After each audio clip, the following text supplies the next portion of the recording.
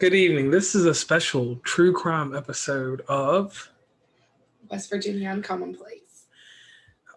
tragically, something has happened that was brought to my attention today. And I do not normally do true crime podcasts, but the alleged individual um, was a friend, was someone I knew.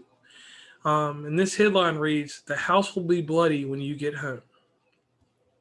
Um, Sarah Goodnow, 35, allegedly texted her fiance John Howard that night, "Don't be sad, but the house will be bloody when you get home."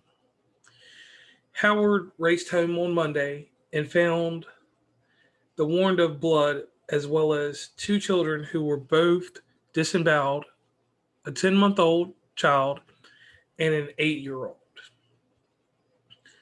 Um, Mr. Howard, So we are getting information from a website. This is what we've heard. This is not firsthand knowledge of, we have been speaking to any of these individuals personally ourselves. This is information that, we want to talk about. We want to let everybody know what we know and kind of give our opinion on it. Sorry to interrupt you there, but I wanted to get this out before we dug too far into it. So everything that we're going to talk about and go over is just information that we're getting from this website. Do you want to go ahead and give them that website? This website is Law and Crime. It's a Dan Abrams production. And the information that I'm speaking about right now will come from a probable cause affidavit in the case. And to continue, John Howard observed a large amount of blood in the numerous bedrooms. He then located Sarah and the two children laying on the bed in the master bedroom. And we'll keep those babies' names out. But if you guys, if you want to go look, that's your business. But we'll keep them, we'll call one the baby and the older baby. Right. Each of the two children the police wrote in this graphic affidavit suffered from and a lot of cuts and stuff. The infant was pronounced dead on the scene after failed attempts to revive him. The older child survived and is currently in critical condition but stable. The young lady was stabbed 50 times throughout her body. And what is disheartening about this is I have a child that is autistic, and this child was autistic, and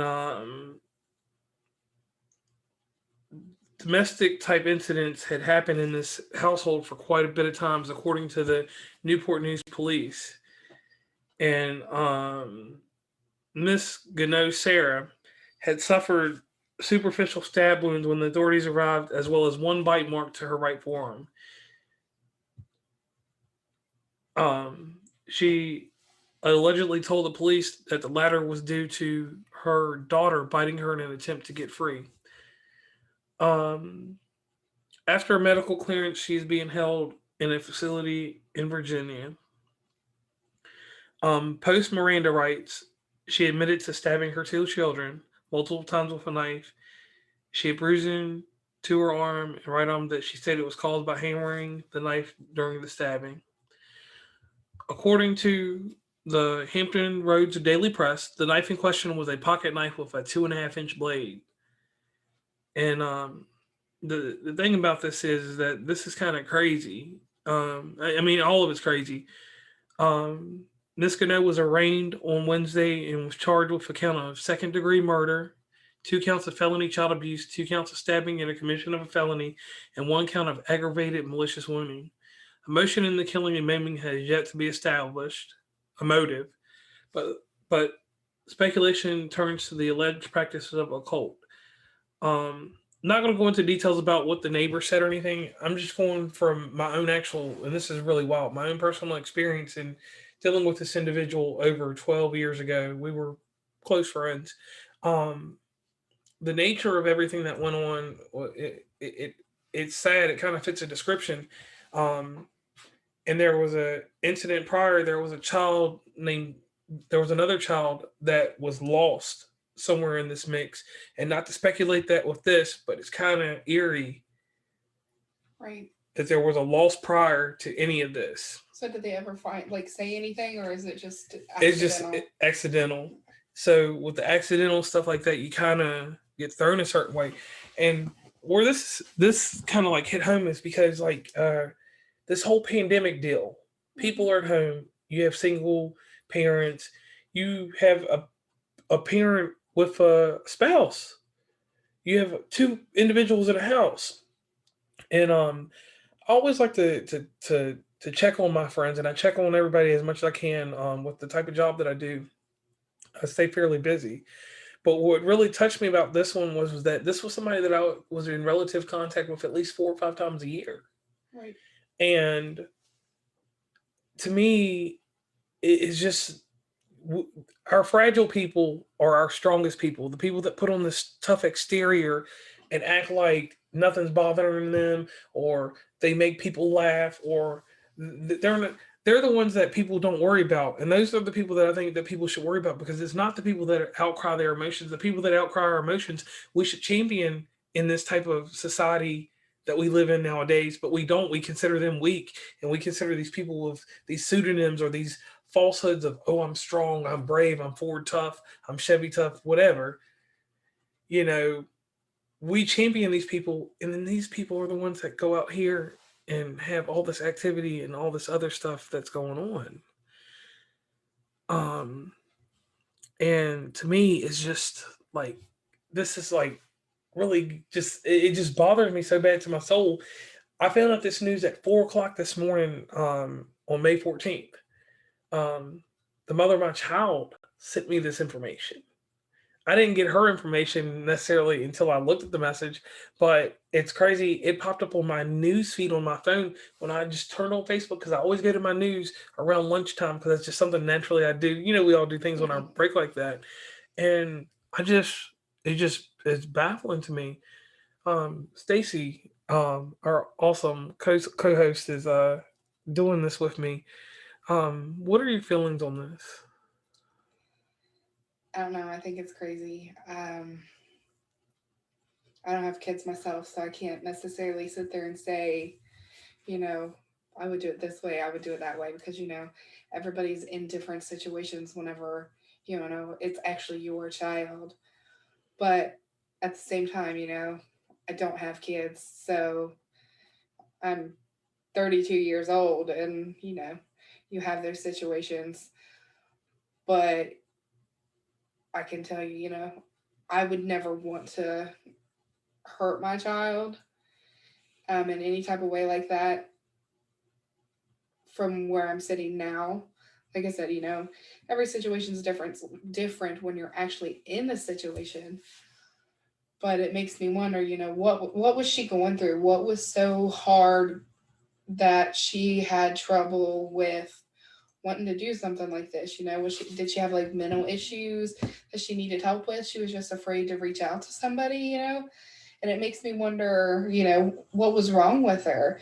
Not, hey, she's crazy and she did this to her kids just because she wanted attention, because I don't think a lot of situations are that. I feel like maybe she had this something going on that she was afraid to ask for help on. And going to the website or to the Facebook page, because this is like front and center. Like I said, um we don't do these true crime things, because this is actually like real time true crime. The thing that I took away from this is that we're not going to talk about the brutality, because that's not something for me to judge. It is what Right, it is. It's concrete. But like you said, what goes on right, with right. What goes on in her head? Um, and then like you just said, you were on her Facebook right now, and we're not defending her in this situation, and we're not saying what she did was okay, because it's never okay to hurt anybody on purpose, like in any type, physically, mentally, anything like that. So anybody out there, just think of this: there was probably something wrong with her, and before you go onto her page and bash her like that, you need to take a step back and think about it first, because not only are situations like this that she is going to have to see, and she's going to have to deal with this, and she's going to have to figure out how to live through it. Yes.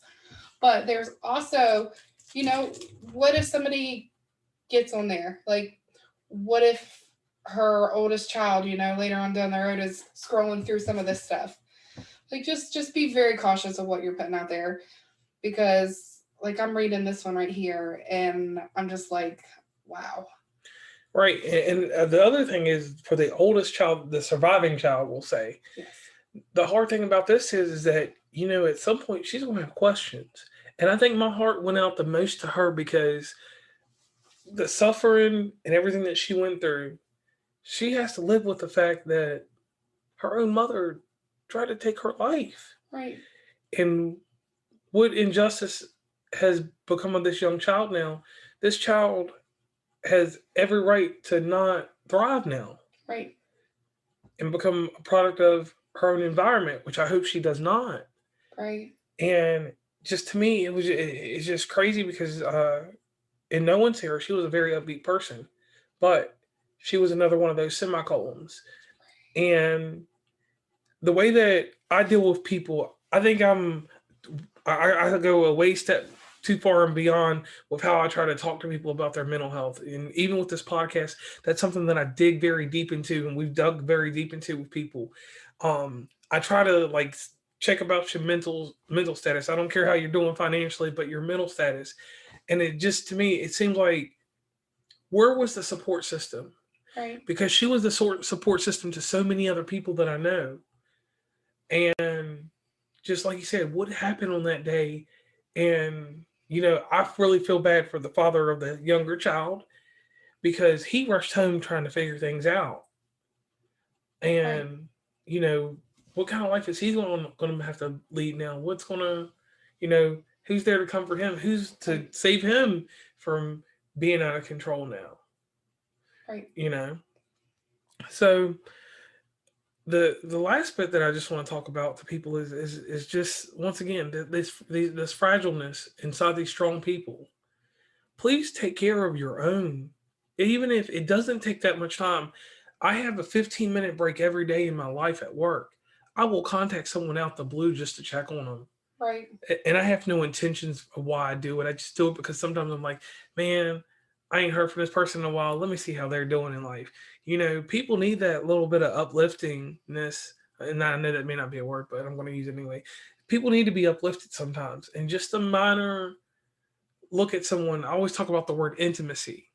You can build a quick moment of intimacy. And I'm not talking sexual, I'm just talking about the genuine bond of making someone feel good without any intention. Right. A quick level of intimacy there can go a long ways in someone's life. Um, I hear it a lot that you know certain people make certain people's lives gleam and different things like that, and that's something that we should do here. Um, and back to the story, so I don't get too far off topic. No, I think I like the way you're going with that. And then also, I want to throw in there should never be an instance where you feel afraid to talk to somebody. If, you know, even if you don't want to talk to somebody, you know, there's all kinds of avenues out there for you to be able to get a hold of somebody. You know, just try. That's all you need to do. If you try and you fail, try one more time. Like, there's anonymous places, there's anybody, you know, even if you pick a random person on Facebook, you know, there's all kinds of um, life coaches and stuff like that. A bunch of people that you've done interviews with and had conversations with, you know, just go back through that stuff. Pick one of those people and send them a message. Like, pick a podcast or something and be like, hey, like I've listened to your podcast. You know, you got like 2 seconds to listen to me. Maybe they can help you out throughout your day. Yeah, I mean, there's so many different ways, and the one thing that because this is gonna be one of our fairly quick podcasts because like I said, we did a little true crime, and then we're doing the life coach thing at the Right. end. I say this like, and I'm not name dropping, but I will name drop like someone like Heather Ross, for instance, that deals with that addiction and things like that. Everything she does translates over into forms of grief. So she's a good one.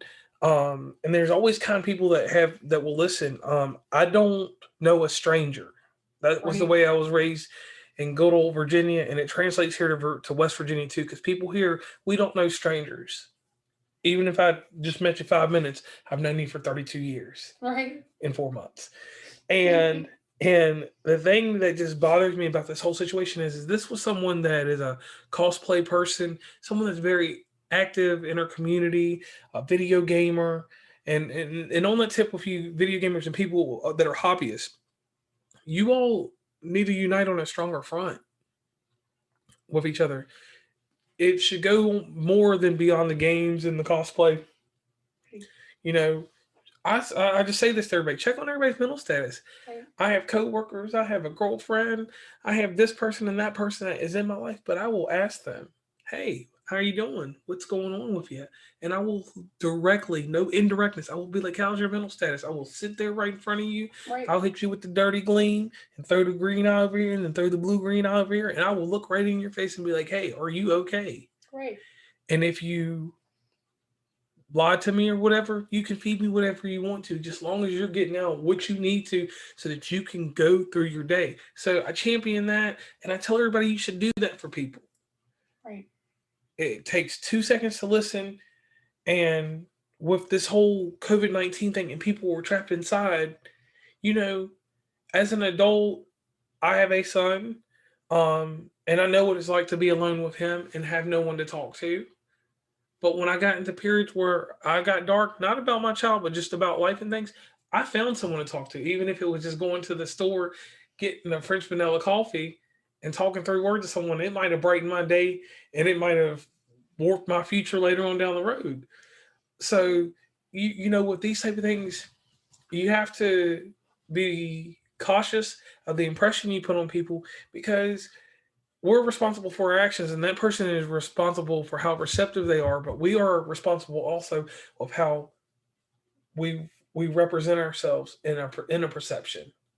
If I give you off a certain perception or you see negativity and I show that to you out in the open, it's your responsibility to perceive it in a certain way, but at the same time it's my responsibility to not be out here and promote my negativity onto someone else.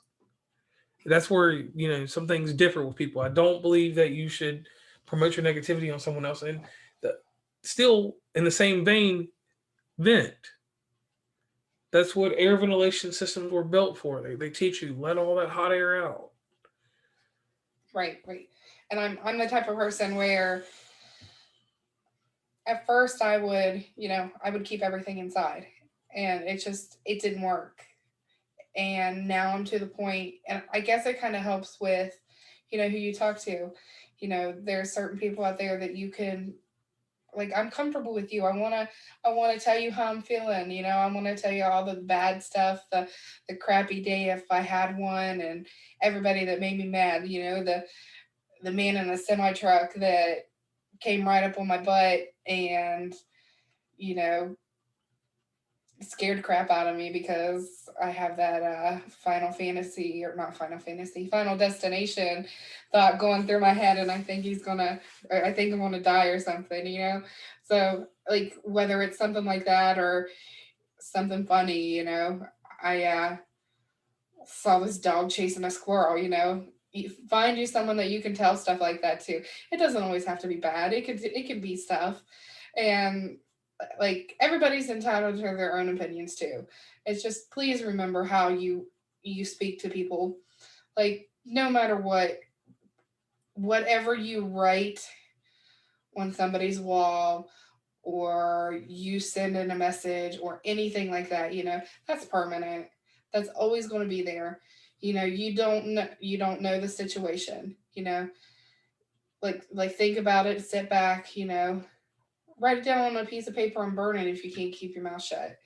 I mean, so you don't know what that person's going through. Like I said, I don't think anybody should have any reason to kill a child, but we got to stop and think before we go through with some of our own actions. Right. And like the thing we're saying is that the heinous acts that happen, they happen, and there'll be a trial and everything will come set Right. forth, and there'll be more information put out there.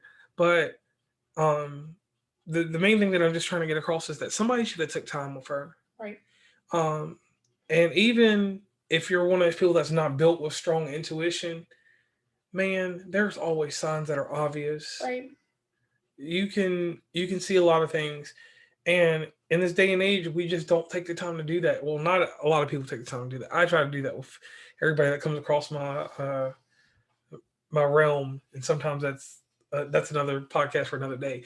But in leaving you guys in this is my whole message and my whole thought on this. This was a very heinous act that happened.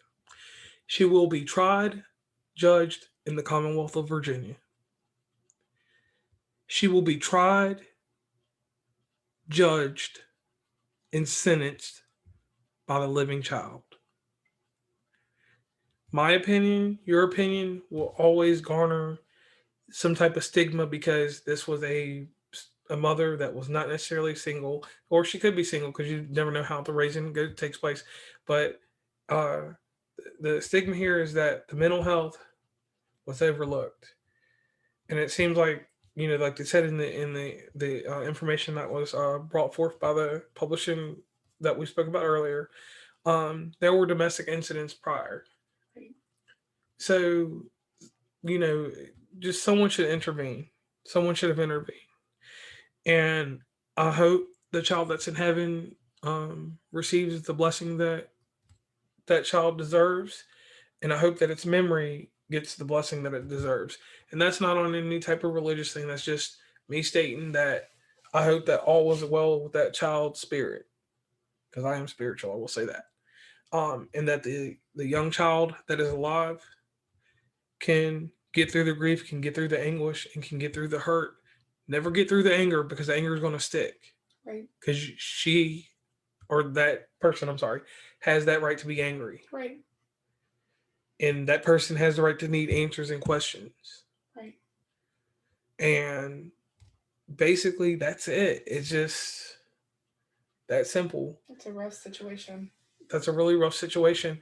And I'm glad that I was able to express this because like this has been something that has been weighing on my mind all day. I don't show my feelings. You'll see me do whatever, but that and another issue kind of tied me, and I was just like I was in a stuck state. I was like, what can I do? What can I say to to work through this? Normally, I would post one of those famous JR not eulogies but testimonies on Facebook, but I didn't do it this time. I posted an article and it just was like, whoa, because or wow, just because like not everything needs that hardcore attention in that type of press. But here, I think it needed it this time. Right. And I thank you for being my co-host on here with me today, even though you're going through a hoarse voice. Right. Struggling a little bit. And we will return to you guys later with some other things. We will have a movie review coming very soon. Don't know what the movie will be, but we'll figure out something. So once again, I'm signing off from West Virginia and Commonplace. So you all have a great listen, and I hope you guys subscribe and download some more of these podcasts. And that's it. Don't be afraid to ask for help.